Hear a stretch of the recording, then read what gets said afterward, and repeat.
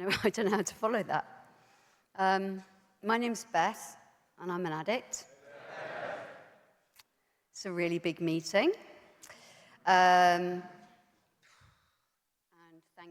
thank you, Hollands, for inviting me back. I've spoken here before, and I thought that would be the last time you ever had me back.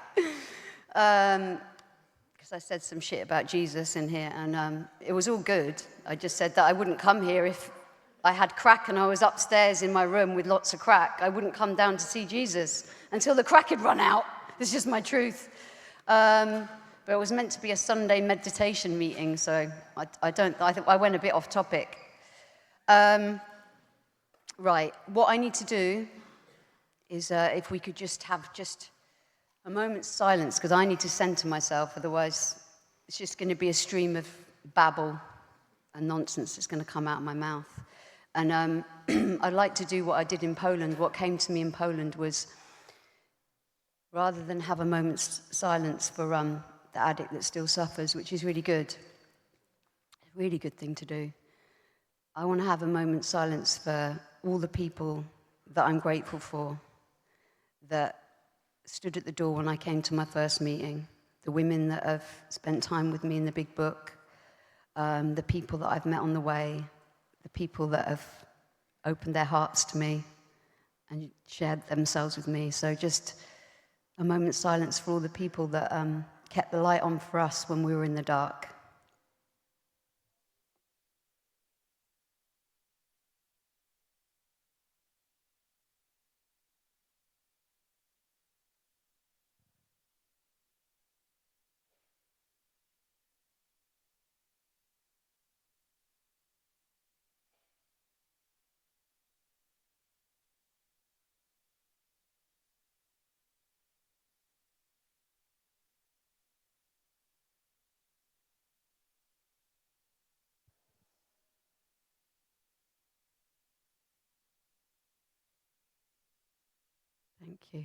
Thank you.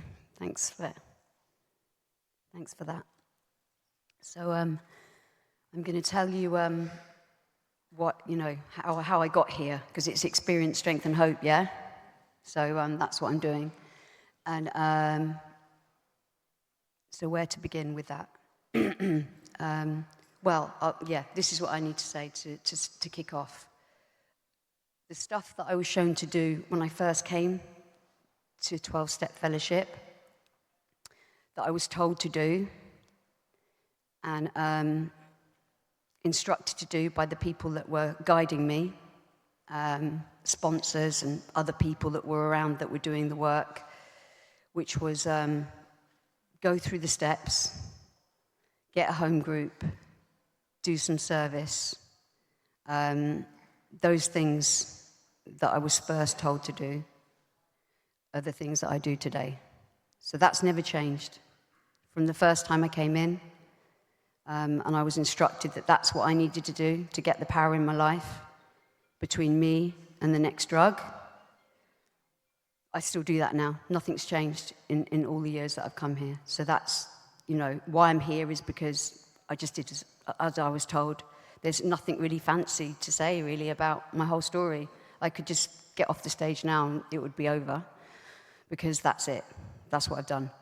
And I suppose along the way, what's happened as a result of doing those same things is that I have this relationship with the power, so much greater than my illness was. And I'm going to tell you a little bit about what my illness is like, because I'm 100% powerless. It says in the big book, this program here, this extreme, radical, completely over the top, sometimes very, very, very hard work program is for people that are 100% powerless. So I wouldn't be doing this shit if I wasn't 100% powerless. If there was 1% of me, that could control my drug use, I wouldn't be here. I wouldn't be here. That's how I'm built. Yeah. So I did that. I took that first step. I knew I was 100% powerless, and I launched myself into it, and I've never taken my foot off the brake. And as a result of that, bit by bit, I've got the power in my life between me and the next drug. I still do that now. Nothing's changed in all the years that I've come here. So that's, where to begin with that? The stuff that I was shown to do when I first came to 12-step fellowship, that I was told to do and instructed to do by the people that were guiding me, the sponsors and other people that were around that were doing the work, which was go through the steps, get a home group, do some service, those things that I I have this relationship. It's the longest relationship I've ever had. Get on that. Oh, look, the people that know me are fucking laughing because they know about my dating history. It's the longest relationship that I've ever had in my life. And people say a lot of things. I used to say this. God doesn't give you anything you can't handle. I used to say that, but I think that's bullshit. I'm calling bullshit on that, you know? Some things I used to say, and I used to lean into little sayings, and they used to sound really good and cool, and I thought, oh yeah, I'll grab that one. But it's not my experience, you know? It's not my experience. The relationship I have now with my higher power is a God that just protects me from nothing. It doesn't protect me from fuck all. People die. I have to face financial insecurity. I fall in love with psychopaths. It's a pattern for me. This isn't fall in love with psychopaths anonymous, so we're not going to talk about that. You know, I do a lot of stupid shit, and as you get older, people die, you know? Or you come to meetings for a long time, and people die of drug overdoses and shit like that. That happens, yeah? God doesn't protect me from that shit. God isn't Father Christmas. I don't get to do the 12 steps and do all the good things that the good people in CA do and get my wish list. That's not what's on offer here. You know, my God doesn't protect me from fuck all, but sustains me through everything. If I'm connected to that power, there's absolutely nothing that can come into my life that I will not be sustained through, yeah? And I never wanted any bad shit. I thought into action was like into control. When I looked at that chapter in the book, yeah, I definitely thought I was going to get to micromanage God, yeah? If I did everything right, because the God of my understanding was just like a genius micromanager, yeah? Because all my life, I just micromanaged everything, you know? So I'm not going to know a God any different from that. It's taken a long time for me to, you know, get acquainted with this power, which fortunately is way, way, way bigger than any micromanager, you know, that I've ever met. So, you know, that my journey with God is my journey with God, and I know that whenever anyone asks me to guide them through the steps, call it what you want, a sponsor, blah, blah, blah, blah, I think sometimes that title gets a bit abused. I know I only have one job. It says it in the book, you know, is to help them to get closer to the power that's going to get between them and the first drug, you know. That's all my job is, you know. It's really simple, but I'm not going to like try and oversimplify. I've got a tendency to have very black and white thinking, you know, and really oversimplify some really deep shit, you know. The program is very, very simple, but it's a very complicated, often traumatizing world we live in. So it's a world full of gray area, right? So I try not to oversimplify things and come out with power quotes and TikTok psychology shit and supermarket spirituality bullshit, which you hear a lot of, doesn't belong in these meetings. That's my opinion. We're here to work through the steps and get connected to the power, that's it. All these people that have got all these opinions that are nothing to do with the 12 steps, mate, don't get me started. So, I'll save that for the workshop tomorrow. Yeah, so I didn't want to come to these places. I'll tell you a little bit about where I come from. So, you know, when I came here, when I came to my first meeting, I really was convinced that it was totally my family's fault, that my life was fucked, yeah? And I had some really good justifications for this. So, no one's going to identify with this, which is why I have like a reluctance to share this stuff, because it's like, I know we talk about our personal stories, but I'm trying to talk from like a place of universal truth, that if you have this problem and you work the steps, you will recover. So it's like, I don't want to get lost in my own bullshit. There's enough bullshit flying around the fellowship without me just sharing a load of my bullshit with you. You know, I have lots of bullshit still. So when I come, I believed a load of bullshit. And the narrative was, my parents took lots of drugs. They were very young when they had me. they lived in a sort of subculture community where they squatted houses and sold drugs and got high. I was hospitalized because they used to, this is like 3rd-degree burns here, so I had some brilliant war stories where I'd just be left in hospital and they would just be doing their thing with loads of other kids in squats, fighting and fucking and having their dramas. That's what they did, yeah? And then my mum joined a cult, yeah? And it was, don't worry, it was a really shit cult. It was the worst cult you could ever be, and no one did anything that they were meant to do, yeah? In this cult, you were meant to not do drugs, not drink, not eat meat. You would meditate every morning, work all day on a farm, live off fuck all on this farm, because none of them were farmers. There was no fucking food. You can imagine I was a really angry kid around loads of other angry kids, yeah? It was a shit show. And then at night, they had this thing called satsang, because obviously, like lots of white Europeans, they'd adopted someone else's spirituality, which was from India. And at night, they did satsang, and they sat around and spoke about, their challenges in meditation and all this. And then they did all these songs in Sanskrit, yeah? And there was no fucking food. Everyone was fucking each other. So I'm like, I've got millions of like half-sisters and fucking brothers everywhere from this really bad cult experience. So yeah, I lived there. And on the cult, I had like the lamest. My mum left my real dad, who was a psycho. Hence, I fall in love with psychos all the time. And she ran off with my beautiful spiritual stepdad. But obviously, I wanted my uncle to be my dad, because guess what? He was a drug dealer. Yeah? So I spent the whole time fully announcing to everyone, if I was at a festival or a free party, like, this is my uncle, this is my uncle, this is my uncle. You know, I just wanted the darkness, yeah? I thought all that spirituality, they tried to make me learn this meditation, right? And this was the test to whether a child was ready to learn meditation, yeah? Man comes to the farm, all in white robes, yeah, the enlightened one, and he says, "Hello, little girl, would you like meditation or chocolate?"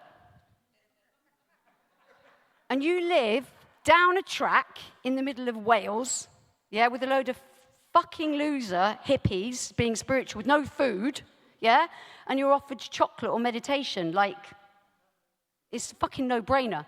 Through all the times I'd say chocolate, obviously, yeah, and when the other kids picked meditation and tried to do pretend meditation in the morning, I'd be like, "You're all fucking losers, and that's why I'm not giving you any of my chocolate." And it's boring. You'd see all the adults, yeah, and they'd all be there under their blankets, cross-legged. Like, why would I want to do that shit? It looked like it sucked to me. And by the time I got to 12 years old, my mum was determined I was going to fucking learn meditation. And she took me to this place, and then I learned meditation. And because I didn't get a buzz out of it within like 4 or 5 goes, I gave up. But I do know that meditation, and I practice it. I practice it occasionally now. It's a really beautiful meditation.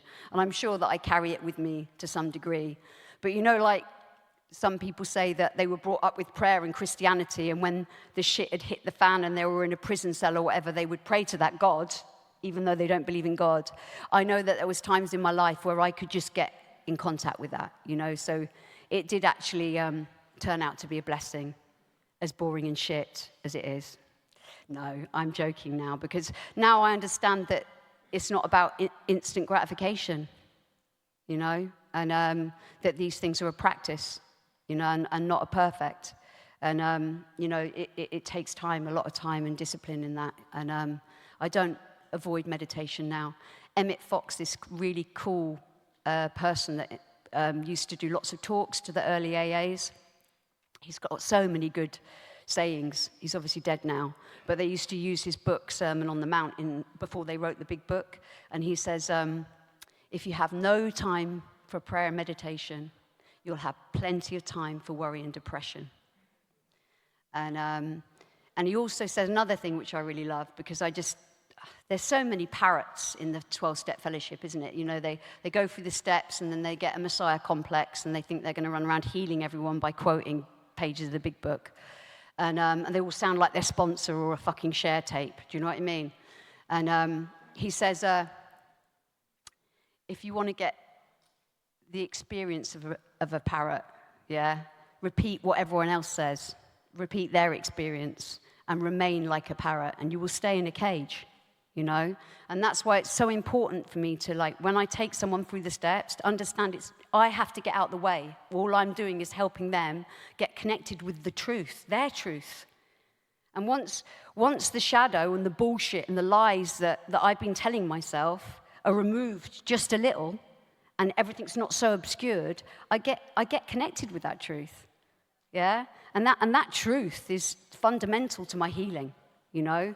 You know, it says in the spiritual experience part of the appendix, it's the willingness, it's the open-minded, the honesty and the open-mindedness, the spiritual principles, practicing them is what's going to remove that shadow and allow me to see the truth, you know, that I wasn't born for that destruction and that mayhem, which excited me and changed the way I felt, you know. I thought I wanted that. I thought that's who I was. I was made for those places. And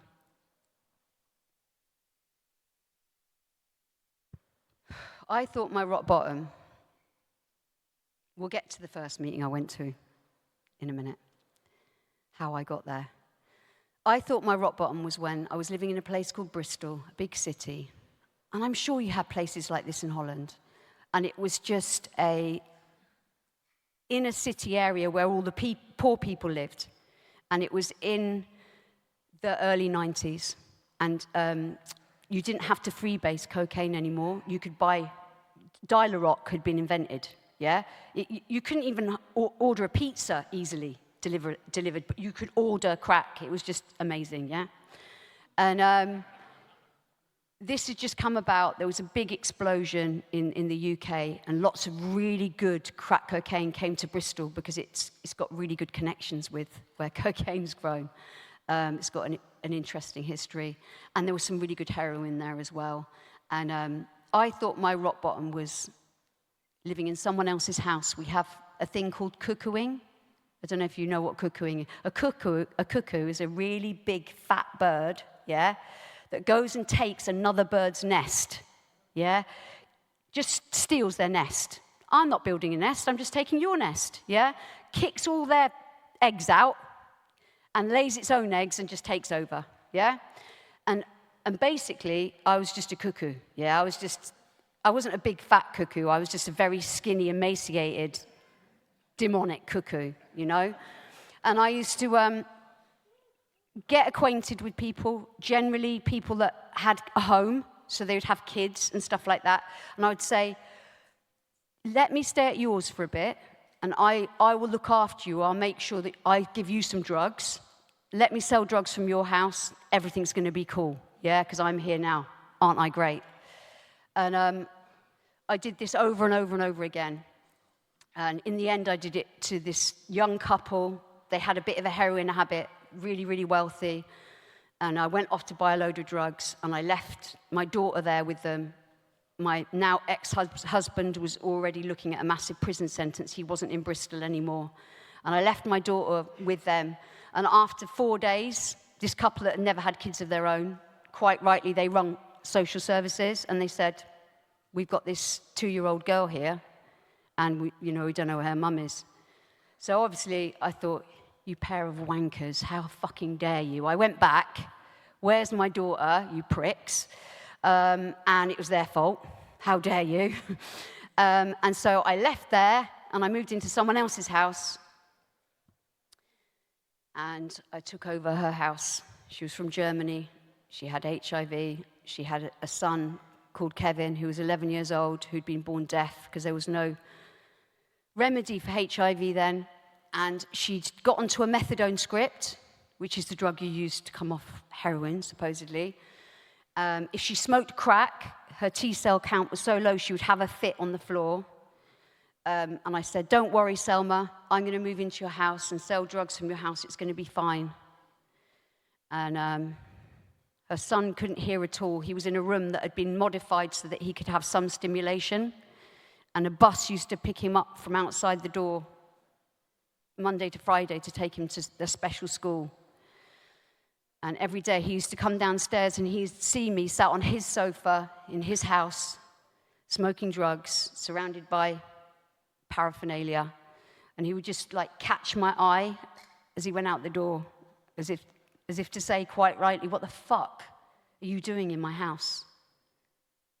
And every day people would come, we'd get dealers to come round and we'd rob them in our house, or I'd be fighting with people outside the door because I thought I was like, I don't know, Mr. T or something. I don't know, put some crack inside me. I just think I'm invincible. I'll fight anyone. I remember on my daughter's 3rd birthday, I got to the phone box across the road and I called. Luckily, she was at my mother-in-law's house. She didn't go into the system. And I called and I said, happy birthday, what are you doing? And she said, oh, Grandma's made me a party. I said, that's amazing. I love you, bye.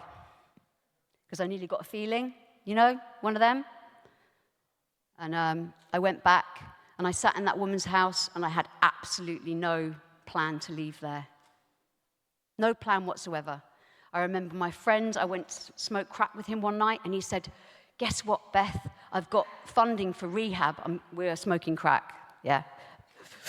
Guess what, Beth? I've got funding for rehab. I'm going tomorrow. And I'd be like, you're not going to make it in rehab. What are you doing that for? What do you want to go to rehab for? That's what I was like. It was like I would just suck the joy out of everywhere I went. That was my job, yeah? Just pissed over his parade and left. And it's so fucked up that I just didn't even have a plan to leave. That was my life. And I can tell you now, hand on heart, had my lovely spiritual stepdad that I wished wasn't my stepdad because I wanted to have my uncle, the drug dealer, as my dad. Had he not come out of prison when he did, he wasn't like a bad criminal. He just grew too much skunk weed and got caught. And he could smoke crack like a gentleman, yeah? He came and found me in that woman's house, in that woman's house. He came and found me when he came out of prison. And he said, we're going to get you out of here. And we'll take you out of Bristol and you can do a detox, yeah? Because he's got power in his life. He thinks I just need to withdraw from heroin. He doesn't know that the problem centers in my mind, right? And I'm like, I haven't seen you for ages, Dad. Let's get some white. And my dad, bless him, God rest his soul, he has a night on the white with me, yeah? He goes, I'm going now. And he's got money.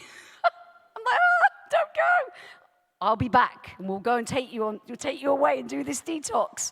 And in my mind, I'm thinking, it will never happen. I'll just keep putting it off. Because I'm one of those people, yeah? I have an illness that tells me I haven't got it. So as soon as there's an opportunity to get, oh, I hate this life, I hate this life, I hate this life. As soon as someone says, okay, we'll pick you up tomorrow, we've got a detox for you, I'm like, oh, do you know what? I've got something really important to do tomorrow. Can we, I've got some really important shit on the front line in the crack house to do, yeah? How about the week after next? Because that'll probably work around my diary better, yeah? I'm one of those addicts, right? 100% powerless, yeah? And, yeah, so in the end, he managed to get all the stuff and the things that I needed to leave this crack house, right? And I always say this because it's true. He took me away to Cornwall, which is like a place in the middle of nowhere, and I did this detox, and he looked worse after 6 weeks of being with me than he did 5 years in prison. And my mum left him for another man while he was in prison, yeah? And he looked worse after being with me. I just drained the life out of him. As soon as I'm not in the madness in the crack house, I'm like a drain. Not only do I suck the joy out of everything, I need so much shit just to sort of function. Do you know what I mean? I need food. I need fucking haircut. I need some clothes. I need music fucking blaring into my ears. I'm just fucking not fit for human consumption whatsoever, ever, you know? This poor guy, and he dropped me off in London, and thank God he did, yeah? Because eventually I got to my first meeting, yeah? And this is, I thought that was my rock bottom. No daughter, no husband, no home. yeah, just a little rat, yeah, in my kingdom. This is my kingdom, right? Why would I leave? This is what I do, yeah?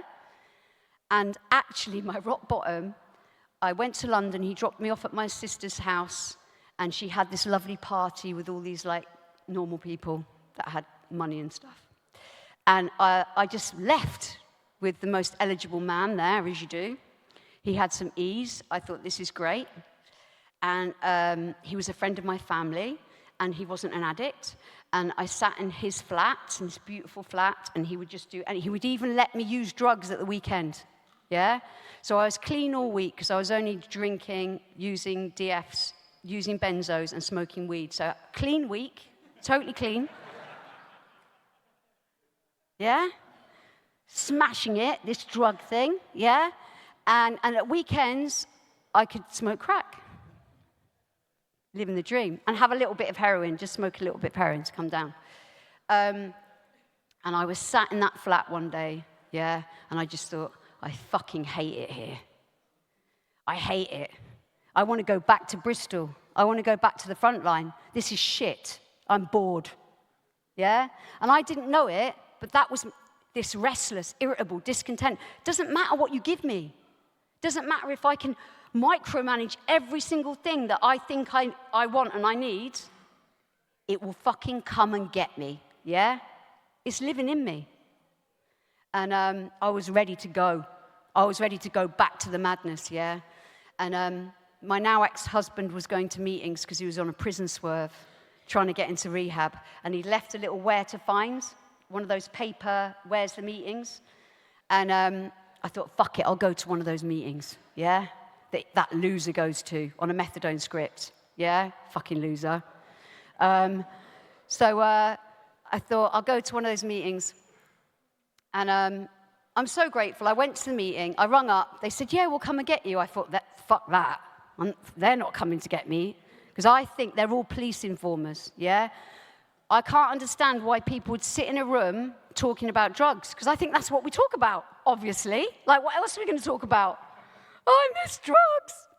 It's all their fault. That must be what it's about, right? So I thought, they're not picking me up. Police informers.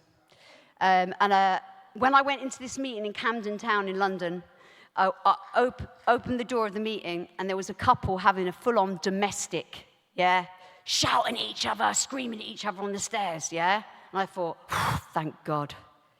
Thank God, it's going to be all right. These people are probably all right. They're probably not that bad, yeah? And because that's my normal. That's my normal, right? So I go into this meeting, and I just always share this because it's the truth. Like, there was on step none. There wasn't even on step. There was on, yeah, they didn't have a step one between them, honestly, yeah? It was all the problem, but I just needed to hear that this was my people, that they were ill. At this point, I did not need someone charging at me with a big book and telling me to get God. I was not ready for that, yeah? So I got exactly what I needed, you know? And now looking back on it, I know that it was the infinite grace of the God that I've come to have a relationship with, working through those people, that group of broken people that had not done the steps, yeah? That was exactly the magic that I needed that day. Because when it was time to start the meeting, they did the readings, everyone just sat down. Quiet. Did the readings. Someone did the share. Just followed the format that we do here. So simple, you know? And God just worked through that group of people because I went to a meeting the next day. I mean, obviously, I got all the men's phone numbers, and one woman tried to say hello to me, and she was a bitch. I could tell. So, like, didn't want her number. Why would I want to talk to her? Yeah, slag. So, yeah, I went to a meeting the next day, and a man took me out for coffee after the meeting, and he said, you know what? It's a program of abstinence, Beth, yeah? And I was like, what? And he said, you know, abstinence from all drugs. I was like, what, even weed? Because it's like a drug. Are you sure? And he was like, yeah, all drugs. And do you know what? It was so good. I don't know what his intention. I do know what his intentions were, yeah? But it was so good, again, that bit of information was transmitted to me there and then. yeah? Because the penny dropped. I sort of got it. I didn't know any of the philosophy or the concepts that are outlined in our book, but I was just like, yeah. I had some weed in my pocket and some DFs and some benzodiazepines, so I felt a little bit uncomfortable because I thought I was clean at that point. But you know what? I went to a meeting the next day as well, and that was May the 8th, 1999, and I haven't used a drink or a drug since, you know? And no. Thank you, yeah? I thank you. You know, I haven't got much time left. You know,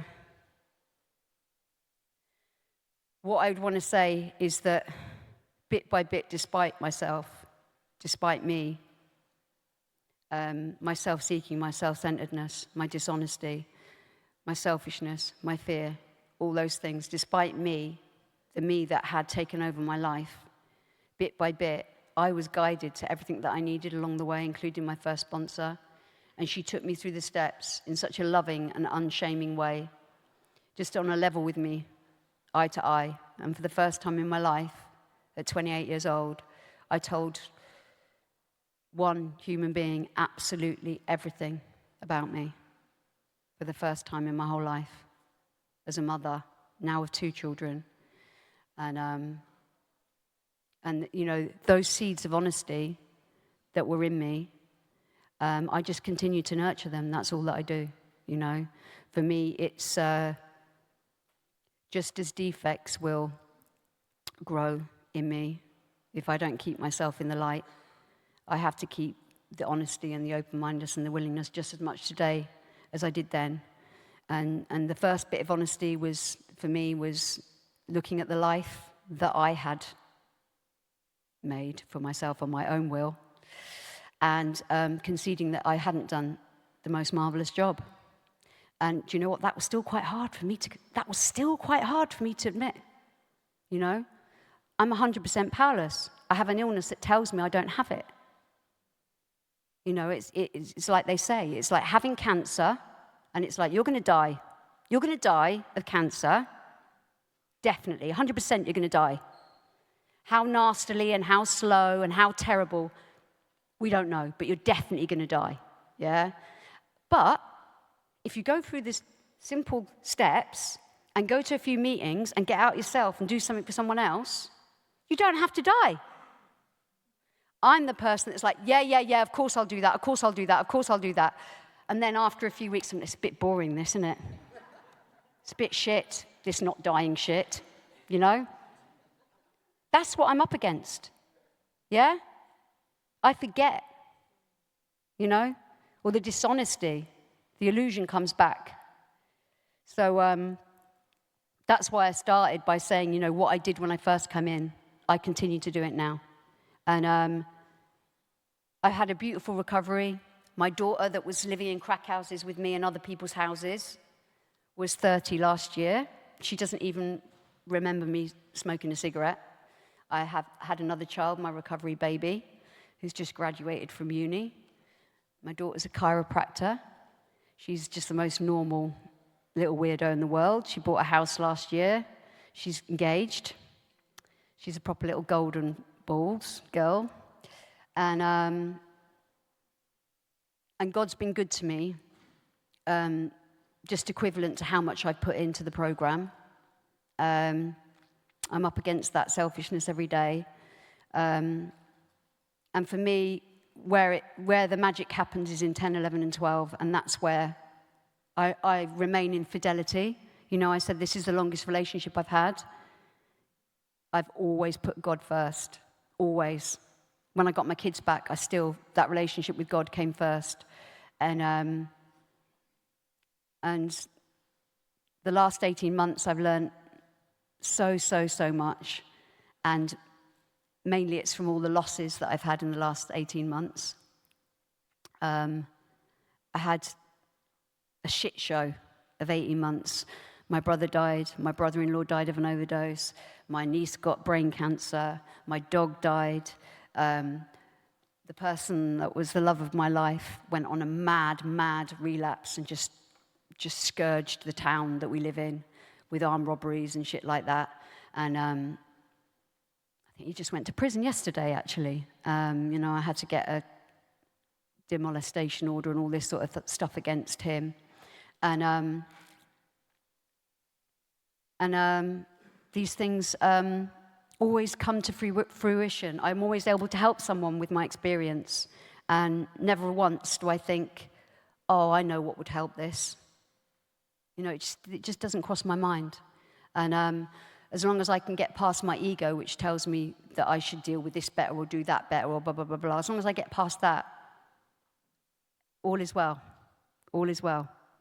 And I can sort of see the wisdom, now, that the things that come to test us are the things that give us more character and more to offer the world. And I'm really grateful for that this has made me more of a whole human being. And I'm grateful for whatever's to come as well. And gratitude is the cornerstone of my recovery. It really is. I always find something to be grateful for. I only have to remember 60 seconds of the existence I had before I came here to get in touch with a bit of gratitude, man. And if you can't do that, I pray that you learn to do that. Because it is the gratitude, as a strong sense of gratitude that is turned into action that keeps people here the longest, and that's what I've observed. I'll leave it there. I've run out of steam. Thank you for listening.